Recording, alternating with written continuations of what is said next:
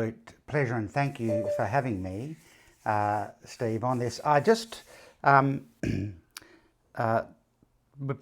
to go for about 30-ish minutes in terms of working through some content, or maybe a little over, given where we're at now, and then there'll be a chance for, conversation and questions and things like that. I have a goal for two things to happen on the webinar today. One is it's a real opportunity to talk about, in real terms, how business and free enterprise can actually be, what I so often talk about it being, which is one of the most powerful forces for good on the planet. There's a huge caveat on that. In the hands of the right leaders. Businesses can cross international borders like governments can't. Business can do things that charities can't because it's self-sustaining. Business creates value in extraordinary ways. And at the heart of business is the ability for business people to be able to enlist and engage others on a journey of understanding, if you like. In other words, marketing and selling. One of the things that business people are exceptionally good at is helping people get a deeper understanding of something and then having to deliver against that. Two things I'd love to have happen today. One is to have an exploration of how like-minded leaders and entrepreneurs and business thinkers can take a role in one of the things that we really all are challenged with, which is the health of our planet, the health of our home.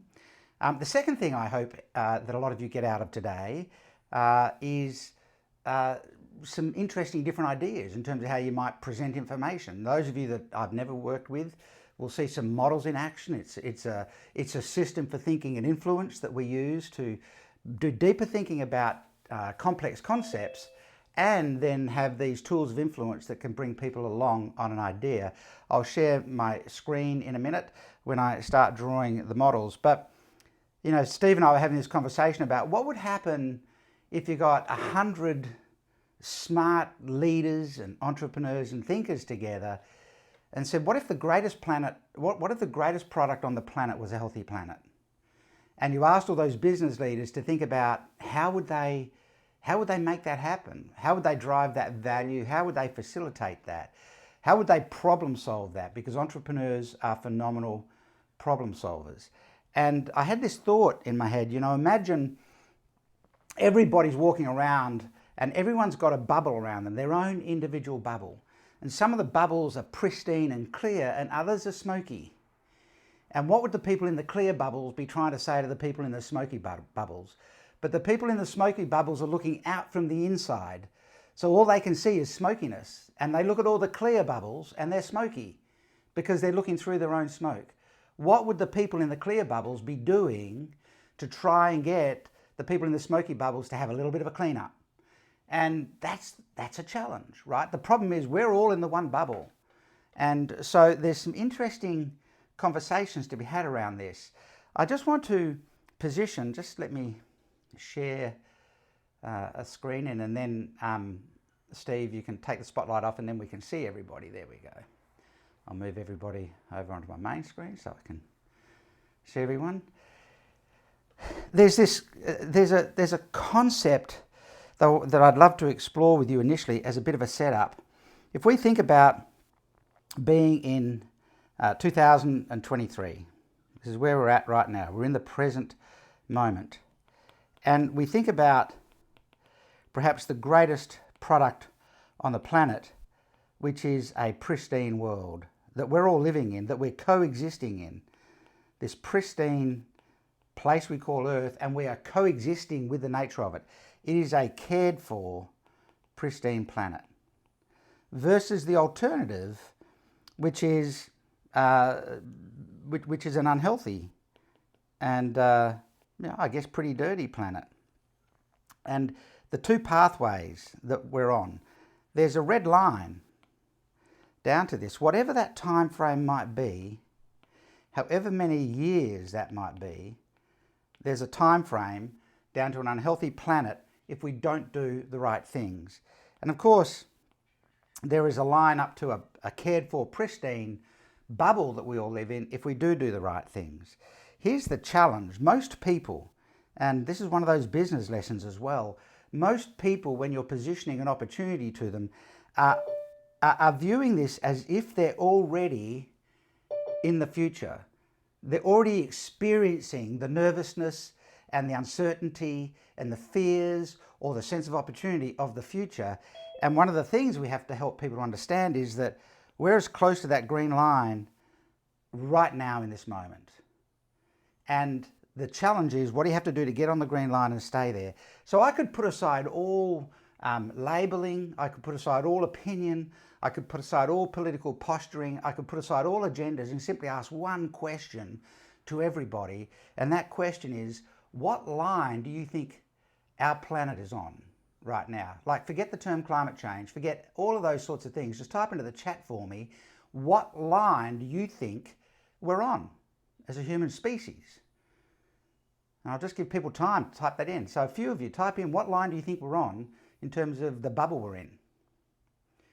So if we're on the red line, the question is, shouldn't we do something about it? And there's people already trying to do something about this. But everybody needs to be trying to do something about this at whatever level. And so we don't need any kind of posturing, any kind of agenda, any kind of labeling, anything at all. We just need to know that we're not on the green line. And this is not a climate problem.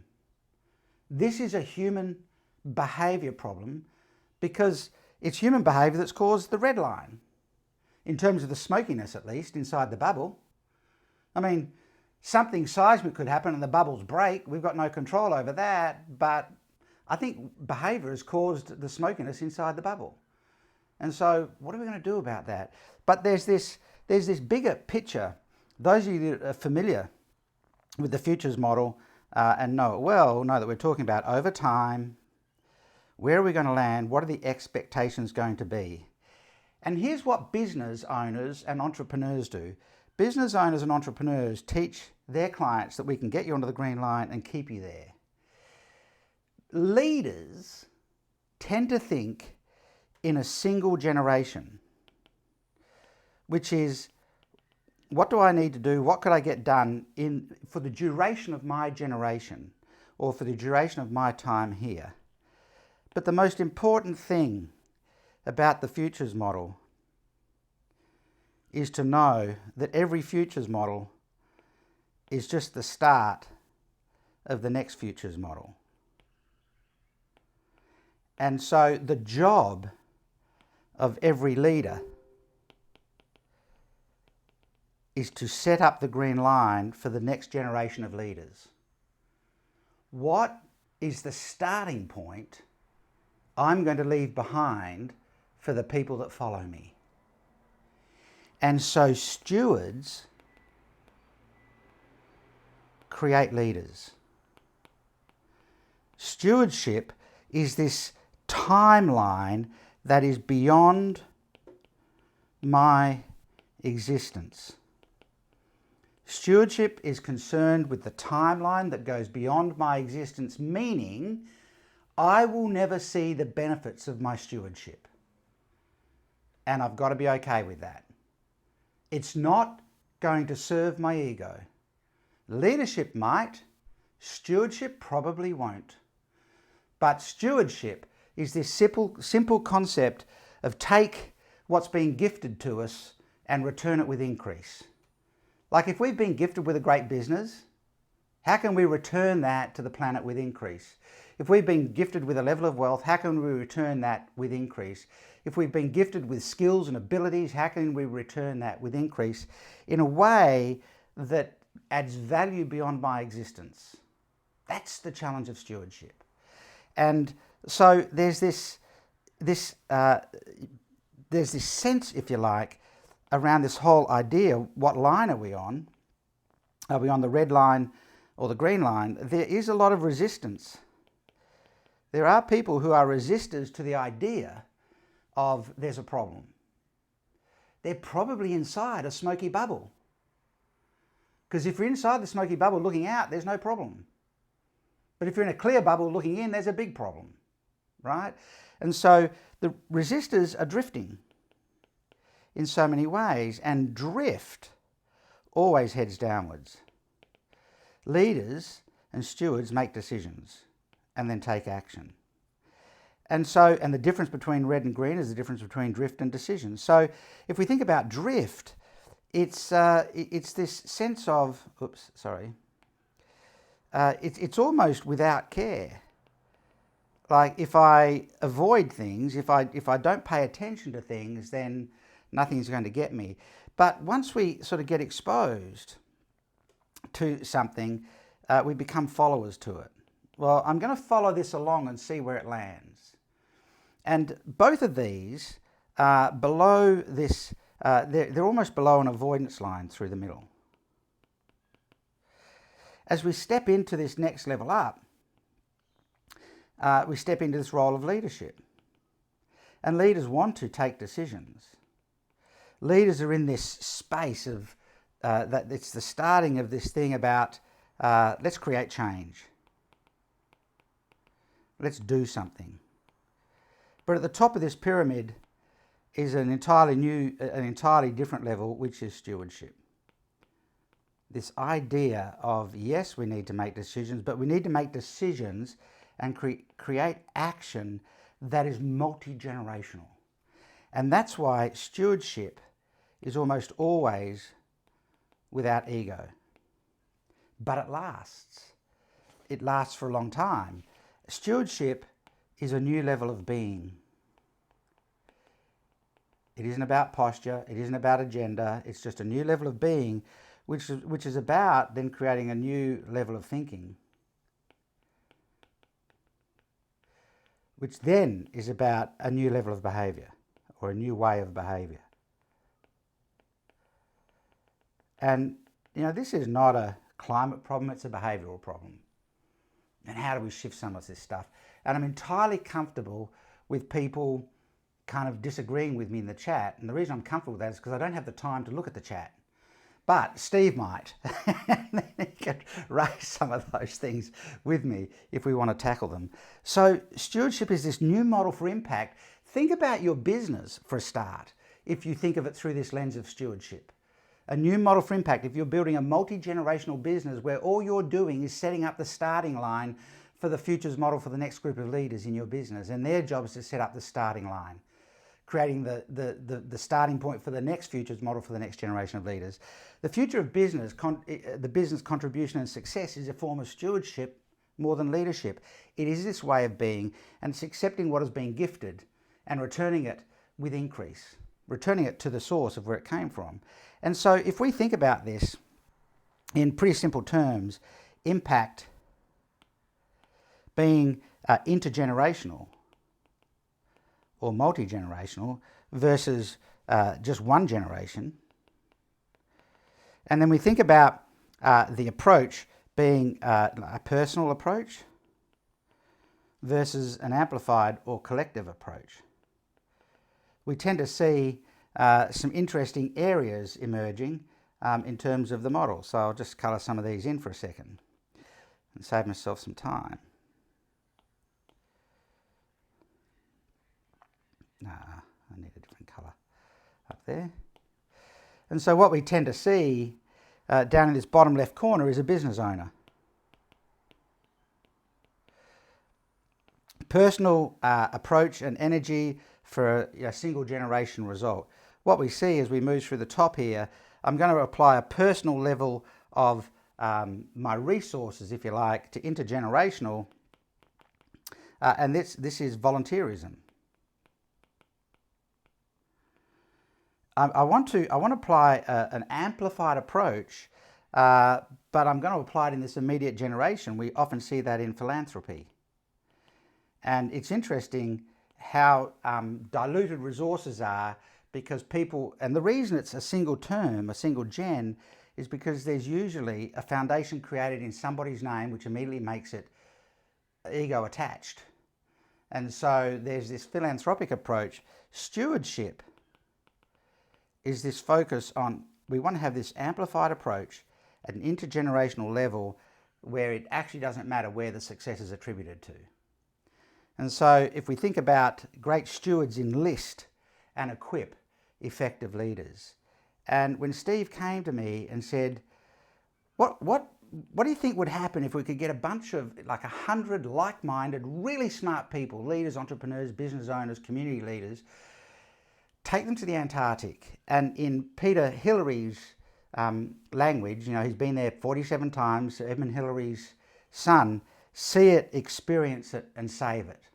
What if we could have people have such a powerful experience that they could not ignore the line that we're on, and they have to do something about it?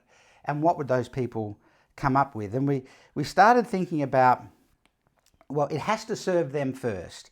If we're trying to enlist people into this idea of stewardship, come with us, step into a role of stewardship. It has to serve you first. So it has to become a mastermind of these smart people that has everyone that has had that experience take away some things that immediately create value for them. And the kind of value that it needs to create for them is we want their entrepreneurial smarts. I think I've got more E's in there than I need, but it doesn't matter. We want their entrepreneurial minds to come on board. We really want to explore what a 21st century enterprise might look like, and what might a stewardship-driven enterprise look like, and then how does that turn into execution at a business level so that the business shows up fundamentally differently to everything everyone else is expecting in the marketplace or experiencing in the marketplace. Can we create a mastermind that allows those people to leave with a way of creating the business experience that their market relates to differently? At the same time, could we get those powerful minds into action to answer that question about how do we engage, make decisions, and take action at a much bigger level that reaches a level of greatness when it comes to the planet? Two things popped into my mind. One was sustainable success. What if we could bring a group of people together to look at how to create sustainable success in the business? And the other one was successful sustainability. How could we bring a group of smart people together to talk about how we make sustainability one of the most powerful products on the planet that all businesses run with? So can we create a mastermind? That was the challenge we took on. Can we have a mastermind that contributes directly to the people participating? And what would the manifesto look like if we created one to lead this further? And so it became a pretty interesting conversation that Steve and I were having. And I just want to step through a little thought bubble with you for a moment. Greatness is this interesting model. I won't put any colours in this one in the interest of time. Greatness is this interesting model of how do we do something huge. Here's what often happens. A lot of people are competing at the bottom of a hierarchy, and competition leads to consumption. It just does, because just the act of competing absorbs a quantity of resources. So competition always leads to consumption. If we can get out of competition or competing, we can move into coexistence. And coexistence does actually see some of those resources put to better use, but coexistence is a compromise still.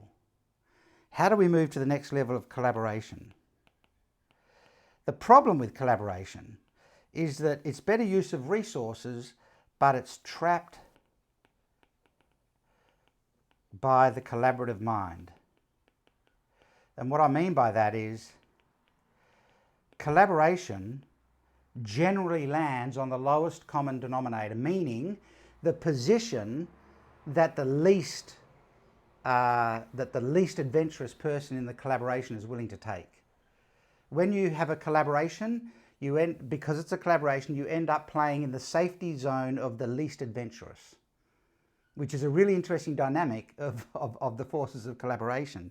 So there's this thing that I call the psychological shift that needs to emerge to get up into this level of greatness. And once again, I'd ask you to think about this in the context of your business, as well as in the context of how we clean up the smoky bubbles. And greatness usually starts with a visionary who has a big idea, and it's often one person. And the job at that point for that visionary is to try and enlist others to help them co-create, because one can't take action, can't take enough action at a level of greatness. They must enlist. And so how do we co-create? And at that point they're handing over, and you'll notice when it's done, it's an infinite cycle. When they're handing over, they're at the level of most, meaning we need most people to be on board with this. We need big numbers. We need the collective.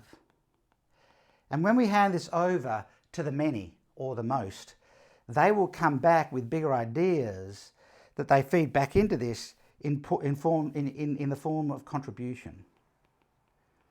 And that's the contribution of one times many, so many individuals contributing. Here's the thing.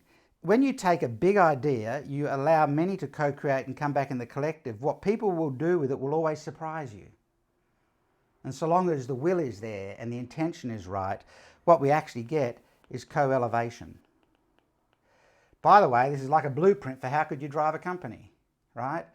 And so co-elevation then has this feedback into the infinite loop again, which is the level of greatest outcome, leading into greatness. It's collective action. So one side is action, the other side is ideas. And so what we want to do is get a bunch of people together and have them think through what would truly, if clear bubbles were the greatest product on the planet, crystal clear bubbles that everybody had around them was the greatest product on the planet, green line health for a pristine planet that's truly cared for, what would a group of really smart people come up with at this highest level of greatness? What would a group of really smart people come up with if they took a view that collaboration is actually not a big enough agenda?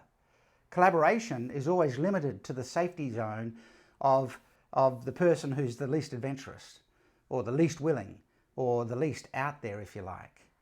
And so think about that in terms of your company, and we want to be able to talk through these kinds of things in terms of your business, but think about it in terms of our planet and the bubbles. Are we in a grey bubble, red line, or are we in a clear bubble, green line? And so what we really want to do is this simple little idea. You know, people all the time, some of you are familiar with this, you've seen this model before, like a lot of people have this pretty shallow conversation about the planet and climate change, and that conversation often says we need to raise awareness, which is fine, but it is a shallow conversation. The deeper conversation challenges us to think about some other things. The deeper conversation challenges us to think about how we're going to fix what we've already broken. How are we going to prevent what we're going to break? And how are we going to improve the planet at its best? At the moment, the best solution to improve the planet at its best is to have a pandemic which doesn't allow any planes or anything to fly. It doesn't allow a whole lot of human activity to happen, and the skies clear over China and India, and the waters in Venice become clear again. So if we actually stop everybody from doing everything, the planet at its best heals itself. But that is not a solution, because humans have to be at their best as well. So how do we improve this where everything is at its best? And the bigger question here is, maybe it's not a planetary problem. Maybe it's about how would a bunch of business leaders, if the best product on the planet was clear bubbles, how would we change collective behaviour? Because there's a challenge. There is a real challenge in how this is happening right now. And I kind of want to walk through that with you a little bit. And then we're going to, then we'll open up conversation about the actual cruise and things. Fear kills curiosity. It just does. But here's the problem. Curiosity is what creates change. It's curiosity that stimulates the adventurous spirit to go and look for something better, look for something to fix, look for something to prevent, look for something to improve. Curiosity is what stimulates the start of any change. It creates the change, and yet fear kills curiosity. So when we think about how this has been talked about, and then I'll promise I'll stop preaching, I'll bring Steve in. I'm not sure if Julio's here, Steve, but we can have a conversation about the Antarctic. But here's what happens. People, what often happens is people start having a conversation about a problem. Particularly if that problem has negative consequence. People are less likely to start conversations about something that has a positive opportunity, but people will start a conversation about something that has the potential for negative impact. And so then a whole bunch of people through that conversation end up in contemplation. Now, contemplation is a passive art form. Contemplation has no action. And you can contemplate for a long time. It feels good. It feels like you're connecting, but it is absolutely a passive art form. And if we want to create real change on anything, we have to hit this line. And it's a key line. And once again, two lessons are going on here. How do we approach business? How do we approach getting clear bubbles and getting rid of the smoky bubbles? That line, just type into the chat for me what you think that line might actually be that shifts contemplation into action. What might that line be? Just type a single word into the chat, what you think might happen at that line. Hope, passion,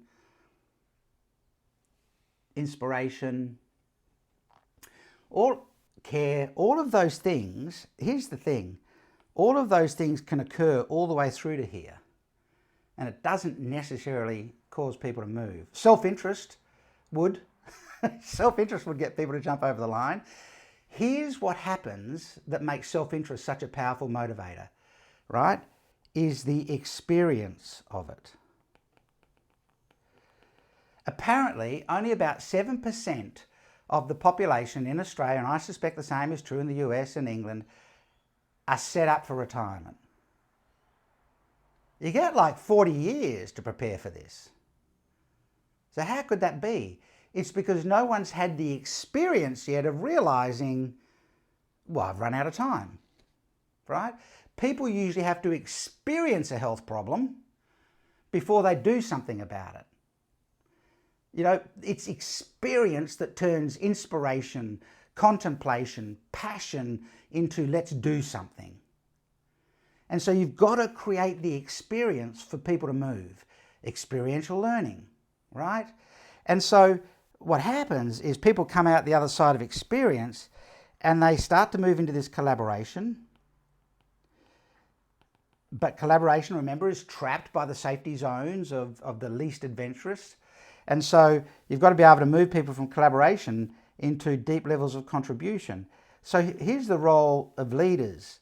The role of leaders is to try and have the collaboration go upwards rather than stay safe or go backwards to the lowest common denominator.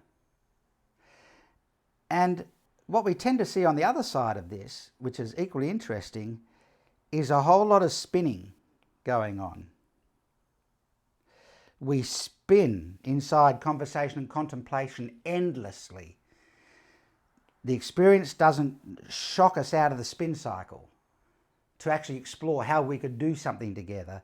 Then we need leaders who take that collective energy for greatness and turn it in a positive direction so that we get real contribution at an individual and collective level. But here's what's going on. Here's what's going on in the world right now. There's a lot of conversation going on, and there's a lot of consideration going on. And then one of three things happen for people. They either experience it firsthand, or they're told what they must do, or they're scolded. Now, I'll let you identify things that you see happening in the world today that are people being scolded over climate change, I'll let you identify the things that you're seeing in the world today that are people being told about climate change, and then I'll let you identify in your own mind the things that we're seeing in the world today that are people experiencing it. Australia's pretty susceptible to bushfires.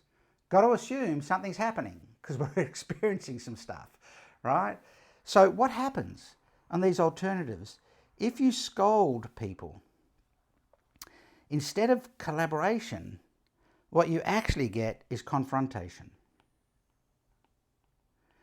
And confrontation always leads to conflict, because confrontation means there's going to be a winner and a loser, and no one wants to be the loser. And so the moment you're in confrontation, people have to win, which means it leads us into conflict. If we can shift people the other way so that they collaborate, and this is the role of stewards and leaders, they can move into collaboration and go, well, let's figure out how we work together, but let's stretch this much further and make a contribution. And I'm just not sure that you shift the world in a powerful way when you're talking about human behaviour with this red path. But if you do take the red path, to get back onto the green path again, there's just a huge amount of recovery. So one of the things that has to happen if you've gone down this pathway, in order to just get back onto the line again, is healing. So out of confrontation and conflict, there must be healing before anyone can move forward. That's a waste of energy. It's a waste of resources. If we could have a so much more powerful pathway forward, and the question in this is pretty simple. The question in this isn't when. You all know my story about the futures model. When is the right time to do this? If right now we're as close to that green line as we're ever going to be? That's the obvious question. And the answer is right now or yesterday. Absolutely. But the real question in this little model is who? Who are the people that are going to bring everyone with them? Who are the stewards that are going to create the leaders so that the leaders can create this generation of change? Who are the people that have to experience it? Who are the most important people to experience it first? To be able to turn that experience into something other than, let's just go out there and tell everyone or scold everyone into doing something. And so what could a highly curated group of people, powerful brains on a boat, do if they came together, went and saw it, went and experienced it, and then put their collective energies towards saving it? And in the middle of all of that, create a powerful change in their own business, so their own business truly is a powerful force for good on the planet. So what Steve has done is taken a bolder step than I would have ever taken and gone and got himself a ship. Now, he doesn't own the ship, but he's gone and made a commitment to get a ship to put 100 people on there and go to the Antarctic. And so, Steve, what I'd love to do is jump in and let you talk a little bit about your vision for what you hope this might actually create. Thanks, Simon, and just really want to take a moment to pause because, jeepers, the amount of notes I've taken, and hey, we've probably had 20 phone calls up until this point with around models and the way of thinking and mindset. So thanks, Simon. I really appreciate it, and I think everyone can just put their hands together, so thank you. But yes, I suppose it all started for me growing up in the Cook Islands, a small island in the Pacific, and that the culture and understanding around what impact climate has in the Pacific, and it kind of moved me all the way forward to creating a lot of travel and events and experiences around the world for 25,000 young people with new school leaver experiences, and then moving into business retreats and masterminds. And it wasn't until I had 5 beautiful kids of my own that were coming home and teaching me around climate and asking Dad, what are we doing around contribution, and seeing what contribution they're doing in their small part, to go, I want to learn more about this. I want to gather the minds and learn and listen and create a container on a boat in Antarctica And then I started reaching out to a whole bunch of people, and Peter Hillary is one of them. I got on a phone call because I was like, is the right thing to be taking a boat down to Antarctica with 100 people on there? It's become an Instagram spot post COVID, and I had to ring Peter, and I was like, Peter, what do you think around going down to Antarctica? And he's like, Steve, I've been down there 42 times before, and it's only one of the places on planet Earth is when you get down there, as he says, see it, experience it, save it, is that, yes, you'll see on media there's a lot of stuff happening, but the regeneration that is happening down there is absolutely incredible. So then the next step was, how do we find a boat that is at the right of the scale around sustainability and built for this type of environment? So we've literally found the boat that is the most sustainable down there, and what Atlas is doing around, actually one of their values is stewardship. I literally just went, I don't know if they took it off us, Simon, but it's now on their website around stewardship and as a company and organization what they're doing to help protect Arctic and Antarctica environments. And so Peter was like, oh, I can't wait to be a part of this expedition. And then the invitation to be a part of this mastermind and the intention, the people started coming. So Sir Graham Henry, the All Blacks coach, he's like, I'm at the end. I'm not coaching anymore. I don't know too much about this, but I need to lean into it. I have grandkids. I have kids that if I can be a great steward, there can be this multi-generational impact that flows through. And someone mentioned Atlassian, so they're now reaching out. So I think the power of being able to bring people together and move from conversation and consideration to experience it on that other side of the line, that's what I'm truly, truly excited about. So yeah, on the 4th of March, we're flying into Buenos Aires to have 2 nights there and gathering a whole bunch of experts that can't come down to Antarctica to set the intention and knowledge and science, whether that's the University of Tasmania, who have a massive amount of input around setting up Antarctica values and everything moving forward, and then a private charter flight down to Ushuaia, it's at the bottom of South America, to pick up a 2-year-old new ship to head down for 9 nights down in Antarctica and be on Zodiacs with scientists, learning, listening, sharing, and then coming back on the boat. And that's when I think the mastermind and the experience and everything can kind of help in 9 days on a boat with like-minded people. And as I say, the willing and the wise. So it's kind of a pyramid. And I was very much inspired by this journey. I don't want to take up too much time, but Julie, I don't know if he's on the call today. Can't see him, but he took 115 down in 2015 from Australia. The Unstoppable, so CEOs, entrepreneurs, innovators, scientists.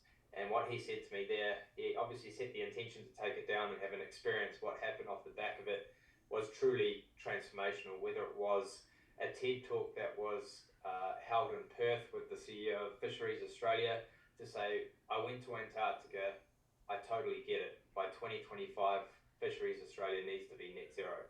So that shift of experiencing, it's moved that, and 68 companies that got created off the back of that experience. $300 million was raised for impact-driven businesses. So it's great to have Julio coming back. And I was like, why do you want to come down and revisit Antarctica? Because he's like, it's the environment, it's the people, it's the experience down there. So yeah, that's pretty much that in a nutshell. And we're really excited that we're a third of the way there. It's invitation. So it's you're not going to see it everywhere. Social media and marketing, it's very much about having the right people on the boat, the willing and the wise, and the triangle, as Julio says. So it's like you've got the innovators and the people that have the ideas, but they can't bring it to life because they don't have the doers and they don't have the connectors, whether it's the corporate or the money, to be able to bring some of these incredible ideas to life that can kind of shift the needle.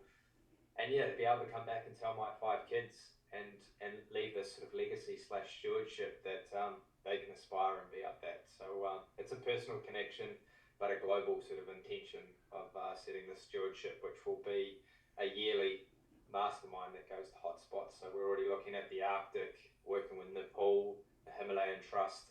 So yeah, there we go. Any questions, happy to field them, but over to you, Simon. If you've got questions, put them in the chat. the experience line became really prevalent to me. I've been to South Africa twice with Virgin Unite to do work there, and it's a world of difference.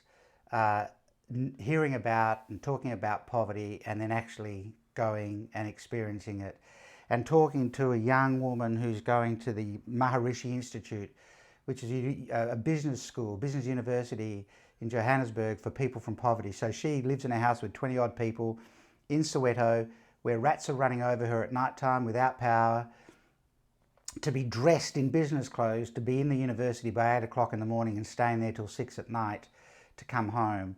And all of the students at the Maharishi Institute end up working for consulting firms and things like that, and one person lifts that entire family out of poverty. You know, we all hear about rising oceans. Joanne and I went to Hawaii in July, and we took a tour, and while we were on the tour, they took us to a part of the beach where the wall that people used to, the steps that people used to step off onto the beach, is now about 1.5 meters above the waterline, and the water has claimed about 8 meters of beach. Hawaii's beaches are eroding by 11 centimeters a year, and by 2035 Waikiki will be underwater. So, you know, experience it, perspective changes. And one of the first things I had to do was find out about this boat, this ship. You know, is it really that sound? It doesn't use anchors, because anchors disturb the floor of the ocean. It uses geopositional satellites and electric engines to hold it in place when they stop. It has a silent running mode, which means it makes no noise that will disturb the sea life underneath. Of course, it is energy efficient in terms of the engines that it uses and the amount of fuel that it consumes. These are serious technology that have been put on board so that people can experience it with minimal footprint. This isn't a trip for everybody. So there's two things that we hope comes out of this. One is that everybody on the webinar today starts to think about this stewardship role that we could all play as business leaders, or as leaders, period. How do we shift from being a leader to being a steward that creates and equips leaders? How can we be an intergenerational steward of a green line for the planet? Call that what you like. I don't care what label people put on it, but how can we become intergenerational stewards of the green line for the planet? And then for those people that this is right for, obviously there's a cost involved, but it is it's like going on a holiday. In reality, the mastermind has no cost attached. It is just the cost of the trip. Correct, Steve?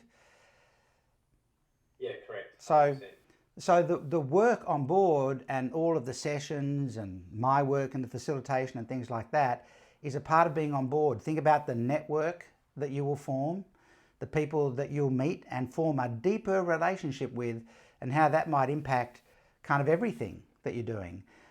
So it's not right for everybody right now, but for those of you that it is right for, the best thing you could do is snap the QR code, and if someone could snap it, please, and just make sure it leads somewhere for me and confirm that before we get off the call. I'll also put the link in the chat as well. Great. For anyone that's Great. not QR embedded. Yep, the best thing you could do is grab that link and just have a conversation with Steve about it to see if this is something that you're interested in. Does this fit in terms of your next big adventure? But adventure with a purpose. Sarah put in there, you know, we like diverse-minded people. I think there's like-minded people with diverse thinkers. Like-minded people have a genuine, aligned intention, but we want diverse thinkers who bring an entirely different set of perspectives to this, because that's what's actually going to change things. And we want to create a manifesto that engages people in a positive conversation rather than scolds people and tells people what they should be doing at a different level. So I think, Steve, we don't have to hold everybody here, and there might have been some confusion over how long this was running for. Happy to take any questions. Love to get comments in the chat about anything that landed for you. First of all, I'd love to get some feedback in the chat. Has it been worth your while just putting this time aside to come and join us here today? I'd love to get some feedback about that in the chat. And then as that's happening, anything that really landed for you that kind of gave you mental pause for a moment? You know, something that you hadn't thought about, and you could immediately start applying that today, not waiting to get on a cruise, but any quick things, opening big thinking for big impact, intergenerational stewardship, absolutely. Anything else that landed? Yeah. Would we be able to share the video all over social? Yes. Sophie, I'm sure we can organise for you to share the video all over social. So even if you just want to explore what this looks like, you know, the cost, and more details about the dates and those sorts of things. I know Steve's walked through those, but you know, no obligation involved. It's worth having a chat with Steve to talk about that. Grab the QR code, grab the link, and we'll see where it leads. Both Joanne and I are doing the trip, and we're looking forward to hanging out with a whole bunch of people. We know that the relationships that we walk off the ship with, I think, will be lifelong because of the experience. And I'm hoping we walk off the ship at the end with a whole bunch of people having a much bigger sense of the game they can play in their own business, in their own community, or whatever it is that you're doing. And I hope we walk off the ship with a manifesto for a way that as business leaders and stewards, we can play a part in what so many others are trying to do, but play a part on a green line rather than a red line. So I think, Steve, that's probably a good place to leave it. I'm sure we can hang around for a bit if people have got questions, but I also know everyone's probably got lots of things to go and do. Thank you for giving us this time. We know the time is valuable. And if you do have any questions and you just want to ask questions, we can deal with that, and then Steve will shut off Zoom and we'll all go home. No, we're all at home already. We'll get on with our day. So Steve, if we pull my screen down, and we'll just go to stop spotlighting, and then just maybe put the link back into the chat again, and we'll see if there's any questions. Otherwise, we'll wrap it up. No worries. Thanks, Simon. And just putting that link back in that chat there for anyone that hasn't. And there's questions coming through in regards to why can't every ship be like this in Antarctica? That's a great question. As a standard. Well, that is the great thing. With more people setting the example down there, there's actually an ICAO group of companies coming together. There is 3 cruise companies currently part of it, and our company is one of them, in regards to setting up this new type of standard, because we can't just have 3,000 passenger size ships going down there.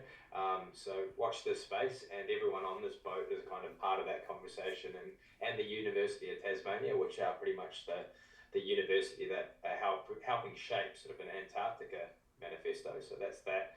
And another question coming through in regards to, is this the only opportunity? Can't make the dates, and is there lower investment opportunities? Yes, this is just the start of stewardship and the community. There will be other opportunities, whether it's not just an expedition down to Antarctica, more learning opportunities. There will be more webinars with Peter Hillary as soon as he gets back from the Arctic in 2 weeks. He's up there with polar bears at the moment. The dream job he has, really traveling around the world, sharing his stewardship and the Hillary family. And yeah, any questions, happy to have a couple minutes before jumping off, but just appreciate everyone's time, especially Simon's, in regards to his willingness to be a part of this stewardship. All right. There's a whole lot of stuff. Seth Godden would probably love this. He probably would, Sophie. Would. We were speaking to Seth and his team a few weeks ago. He has a rule after COVID is that he needs to be at home with his wife to cook dinner every week. So if we could do a talk in New York, we might get Seth, but he's not going to be coming down to Antarctica. We help non-profits get an access to the Google Ag Grant program. Okay, awesome. Well, thanks so much for the willingness to help get the message out there as well. Alan Joyce has time and money. I don't know. Would we accept him? Would he get? I don't. We don't need to go there. That's not how we should end the. That's not how we should end the webinar. So we're going to let everybody go, but irrespective of what your action is after this, I'd like you to answer 2 questions. The first question is your bubble smoky or clear? The second question is, do you actually know? And then in response to those two questions, how could you step into a level of stewardship where this is a way of being and you're equipping and creating leaders for intergenerational green line journeys for the planet, where everything improves, not just the planet, but the human race and its coexistence in this space. So we'd love to see you come with us on the cruise, be a part of that manifesto, be a part of the mastermind. But this isn't just about those that come on the cruise. You know, what we're trying to start is a big conversation. And so I'm hoping that all of you can take a big conversation away from this as well today and start injecting it into your own communities as a dialogue. And for those that we do see on the cruise, we're looking forward to doing some great work together. All right. Thank you, everybody. Thank you, Steve. Bye-bye.